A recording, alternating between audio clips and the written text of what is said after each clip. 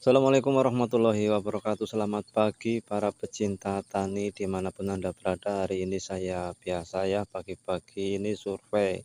Ini 1 hari setelah tanam saya sengaja keringkan. Kalau tidak dikeringkan itu banyak keong-keong sawah ya, banyak keong kuning yang selalu memakan batang-batang bibit padi ini ya teman-teman semuanya. Jadi setiap hari ini saya selalu survei agar keong-keongnya itu tidak selalu ada ya teman-teman semua. Sengaja saya keringkan, pematang saya buka itu agar tidak ada air ya teman-teman semuanya.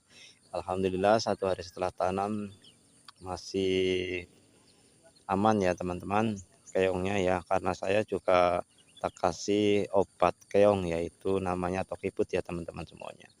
Demikian video kali ini, mudah-mudahan bermanfaat. Salam sehat, salam peternak Putra Bes.